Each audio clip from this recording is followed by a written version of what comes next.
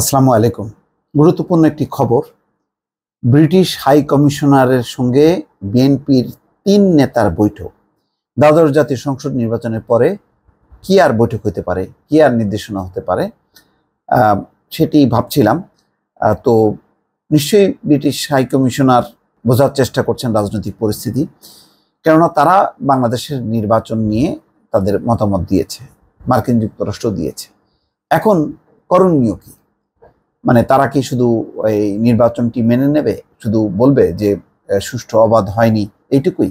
শুধুই কি তারা সীমাবদ্ধ থাকবে যে বাংলাদেশের সাথে যে দ্বিপাক্ষিক সম্পর্কগুলো আছে সেগুলো অব্যাহত থাকবে, নাকি আরো কিছু? নিশ্চয়ই আরো কিছু। যখন এই প্রশ্নটি আসছে তখন মনে রাখতে হবে পশ্চিমারা কিন্তু তারা তাদের অবস্থান থেকে নড়ে না এবং অব্যাহতভাবে সেই বিষয়ে তারা কাজ করে। মার্কিন যুক্তরাষ্ট্র কিন্তু বসে নেই, ব্রিটিশরাও বসে নেই, পশ্চিমারা অন্যান্যরাও বসে নেই। কেননা যখনই নাকি তারা দেখে কোনো দেশ গণতান্ত্রিক ধারা থেকে অন্যদিকে প্রবাহিত হয়, তখন তারা আতঙ্কিত হয় এই ভেবে যে গণতান্ত্রিক দেশটা স্বৈরতান্ত্রিক পথ ধরে তারা স্বৈরতান্ত্রিক বৃহৎ শক্তির সঙ্গে আতাত করবে। ফলে তাদের কাজটা হচ্ছে ফিরিয়ে আনা।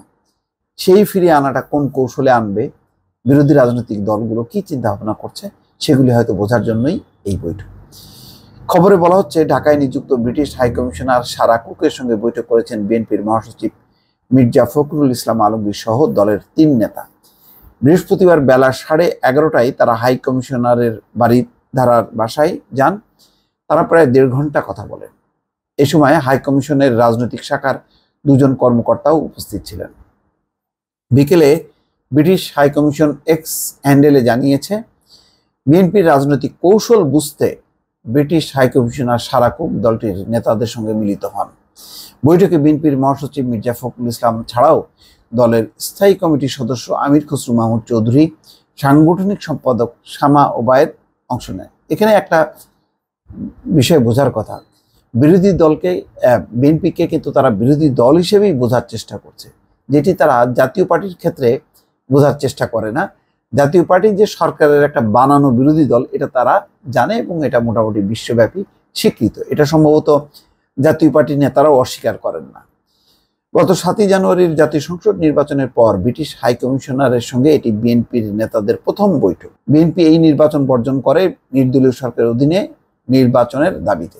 এখনো সেই দাবিতে দলটি সোচ্চার রয়েছে। তবে নির্বাচনের পর 3 মাস পার হয়ে গেলেও বিএনপি কার্যত মাঠের কর্মসূচি থেকে বিরত রয়েছে।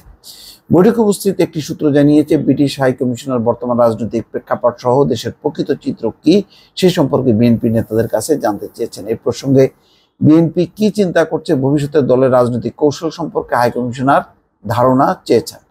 তবে বৈঠকের আলোচ্য বিষয় সম্পর্কে কোনো পক্ষই বিস্তারিত জানায়নি। এ বিষয়ে জানতে চাইলে স্থায়ী কমিটির সদস্য আমির খসরু মাহমুদ চৌধুরী প্রথম আলোকে বলেন, কি নিয়ে আলোচনা হয়েছে সেটা তো ব্রিটিশ হাই কমিশন তাদের টুইটে বলেই দিয়েছে। অর্থাৎ তিনিও অ্যাভয়েড করছেন।